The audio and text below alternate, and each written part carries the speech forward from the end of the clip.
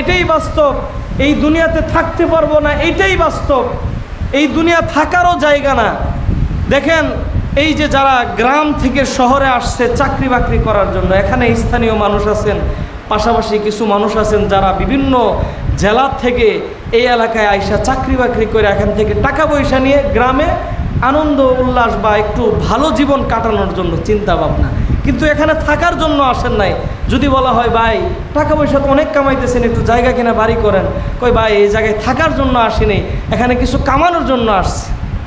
তো ঠিক তদ্রূপ এই দুনিয়াতে আমরা থাকার জন্য আসিনি, আজকে এই দুনিয়ার ভিতরে আসি, কিন্তু এই দুনিয়ায় আমাদের মূল মাকসাদ না।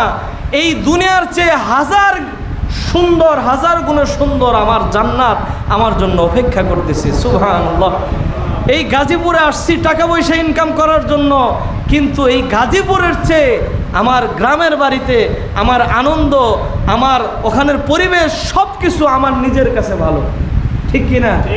এখানে কষ্ট করে থাকি, অন্যের বাড়িতে থাকি, নিজের স্বাধীনতা নাই, অনেক কিছু, মানুষের সাথে কথা বলতে পারি না, এরপরে মানুষের সাথে কথা বলতে সাবধানতা অবলম্বন করতে হয়, কিন্তু যখন নিজের বাড়িতে যাব, নিজের মনে করে নিজের এলাকায় থাকব, সকলে অন্যরকম একটা দাম দিবে, ঠিক কিনা? তো এই ঠিক তদ্রূপ এই দুনিয়ার ভিতর আমরা ভাড়াটিয়া, দুনিয়ার ভিতরে আমার জন্য আসছি, এখানে পরীক্ষা দেওয়ার জন্য। পরীক্ষার হল কিন্তু বেশি সময়ের জন্য না, 3 ঘন্টা, 2 ঘন্টা, 2.5 ঘন্টা, 1 ঘন্টা, এর বেশি না। 3 ঘন্টার উপরে কিন্তু যায় না একটা পরীক্ষা, বা সর্বোচ্চ গেলে 3.5 ঘন্টা, এর বেশি যায় না। এই দুনিয়ার হায়াতও ঠিক আখিরাতের তুলনায় অল্প হায়াত মাত্র, তবে পরীক্ষায় যদি উত্তীর্ণ হয় সারাটা জীবন ওই ফলাফলের সুফল সে ভোগ করতে থাকে। সুবহানাল্লাহ। সে সারা জীবন সুফল ভোগ করতে থাকে। সরকারি ভালো একটা চাকরি হয়, তার একটা ভালো একটা বেতন হয়, ভালো একটা স্কেলে বেতন হওয়ার পর সে সারাটা জীবন তার পরিবার ফ্যামিলি নিয়ে আনন্দে বসবাস করে। সুবহানাল্লাহ। কিন্তু কষ্ট করছে, 12টা বছর পড়ালেখা করছে, পাশাপাশি 3 ঘন্টা সময় ভালো পরীক্ষায় রেজাল্ট করছে, ভালো রেজাল্ট করছে, তো সারা জীবন তার আনন্দের সাথে কাটছে। সুবহানাল্লাহ। ঠিক তদ্রূপ এই দুনিয়াটা আমাদের পরীক্ষার জায়গা।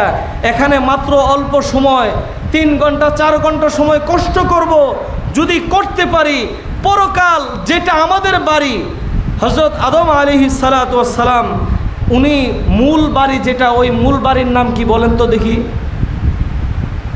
আদম আলাইহিস সালাতু ওয়াস সালাম কোথা থেকে দুনিয়াতে আসছেন? জান্নাত থেকে আসছেন। সুবহানাল্লাহ। উনি কোথা থেকে আসছিলেন? ওনার আল্লাহ তাআলা সৃষ্টি করে উনাই কোথায় দিছিলেন? ওনাকে জান্নাতে দিছিলেন বসবাসের জন্য।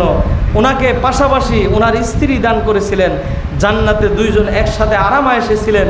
কিন্তু আল্লাহ তাআলার খেলা এটা, আল্লাহ চাইতেছিলেন বান্দাদেরকে দুনিয়াতে পাঠাবো, একটু পরীক্ষা করব, আবার সেই তার যেই মূল জায়গা, সেই বাপের বাড়ি, সেখানে সে চলে যাবে।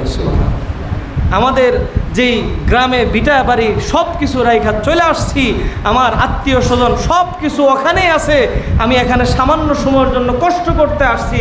আবার যখন কষ্ট করে টাকা পয়সা ইনকাম করব, যখন আমার গ্রামে থাকার মতো একটা উপযোগী সময় আসবে, আমার বাপের বাড়ি, আমার বাপের বিটা, আমার গ্রাম, আমার চাচা মামা সব কিছু যেখানে থাকে, ওখানে যখন চলে যাব তখন আনন্দে আত্মহারা হয়ে থাকবো। সেখানে আমার সম্মান, মান, মর্যাদা সব কিছু সেখানে বুলন্দ থাকবে। সুবহানাল্লাহ। তো সম্মানিত উপস্থিতি, দুনিয়াটা আল্লাহ তাআলার নবী হাদিসের ভিতরে বলছেন, আদ-দুনিয়া সিজরুল মুমিনিন ওয়া জান্নাতুল কাফিরিন। দুনিয়াটা মুমিনদের জন্য কি? জেলখানা। সিজনুন শব্দের অর্থ কি?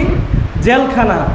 আর ওয়া জান্নাতুল কাফিরিন, যারা দুনিয়ার ভিতরে কাফের, বেদিন, মুশরিক, এদের জন্য এই দুনিয়াটা জান্নাত। মানে জান্নাত বলা যাবে না, জান্নাতের মতো কিছু আরাম আয়স। দেখেন না, কাফের, মুশরিক, বেদিন, এদের লজ্জাও নাই, হায়াও নাই, শরমও নাই, যা মনে চায় অবাধে তাই করতেছে। তারা যা মনে চায় সমাজের ভিতরে তাই করতেছে।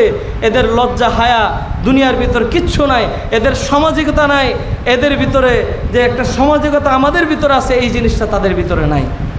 তো এই জন্য সম্মানিত উপস্থিতি, আমাদের জন্য তো দুনিয়াটা জেলখানা। এই জন্য জেলখানায় কি নিজের কোনো স্বাধীনতা আছে? জেলাররা যা দিবে তাই খেতে হবে, জেলাররা যেখানে বলবে সেখানে যেতে হবে। জেলাররা যেইভাবে কাজ করতে বলবে, যেইভাবে সময়কে বেঁধে দিবে, ওইভাবে আমাকে জীবন যাপন করতে হবে। ঠিক তদ্রূপ আল্লাহ তাআলা এই দুনিয়ার ভিতরে আমাকে যেই সময় যেইভাবে বেঁধে দিয়েছে, ওইভাবে আমাকে পাড়ি দিতে হবে। নাকি বলেন? আমার স্বাধীনতায় আমি চলবো না, আমি আমার মালিকের দেওয়া জীবন বিধান অনুযায়ী আমার জীবনকে পরিচালিত করব ইনশাআল্লাহ। সকলে জুড়ে বলেন না ইনশাআল্লাহ। যদি অল্প সময় আমার মালিকের দেওয়া বিধান অনুযায়ী চলতে পারি, পরকাল অনন্ত অসীম কালটা আমি পুরাটাই আমার নিজের স্বাধীনভাবে আমি চলতে পারবো। সুবহানাল্লাহ।